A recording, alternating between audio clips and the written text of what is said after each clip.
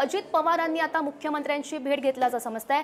मुख्यमंत्र्यांच्या भेटीनंतर अजित पवार निघाल्याचं समजतंय। दोघांमध्ये नेमकी काय चर्चा झाली हे बघणं सुद्धा महत्त्वाचं असेल। जवळपास पार्थ पवार यांच्या प्रकरणी 40 मिनिटं चर्चा झाल्याची माहिती मिळते।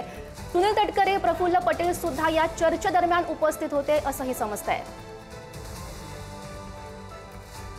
नेमकं काय घडलं या भेटीत जाणून घेऊयात।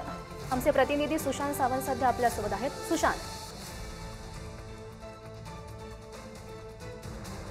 आपण जर बघितलं असेल तर सध्या अजित पवार यांचे चिरंजीव पार्थ पवार अडचणीत आहेत। 300 कोटींची जमीन 1800 कोटींची जमीन 300 कोटींमध्ये घेतल्याचा त्यांच्यावर आरोप आहे आणि तोही 500 रुपयाच्या बॉन्ड पेपरवर। अर्थातच उपमुख्यमंत्री अजित पवार या संदर्भात देवेंद्र फडणवीस यांचं हेच वर्षा निवासस्थान आहे।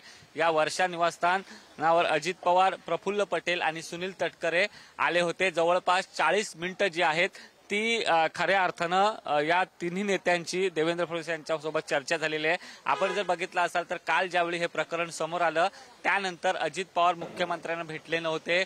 आता दुपारी खऱ्या अर्थानं ज्यावेळी महिला क्रिकेट संघातील महाराष्ट्रातील 3 महिला खेळाडू आल्या होत्या तेव्हा देखील अजित पवार आले होते सत्कार समारंभाला।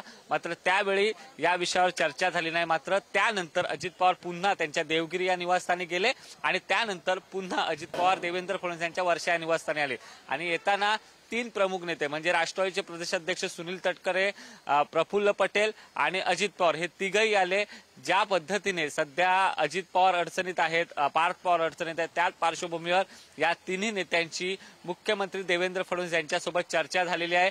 नेमकी चर्चा काय झाली हे अद्याप कळू शकलेलं नाही। मात्र जी आपल्याला माहिती मिळते त्यानुसार जवळपास 40 मिनिटं या तिन्ही नेत्यांची मुख्यमंत्री देवेंद्र फडणवीस यांच्यासोबत चर्चा झालेली आहे आणि संपूर्ण चर्चा जी आहे ती सध्या पुण्यातील जो जमीन घोटाळा झालेला आहे, पार्थ पवार यांचं नाव समोर येत आहे त्याबाबत चर्चा झाल्याचं कळतंय। अर्थातच अजित पवार यांच्याशी आपण बोलण्याचा प्रयत्न केला मात्र अजित पवारांनी आता माध्यमांशी बोलणं टाळलेलं आहे।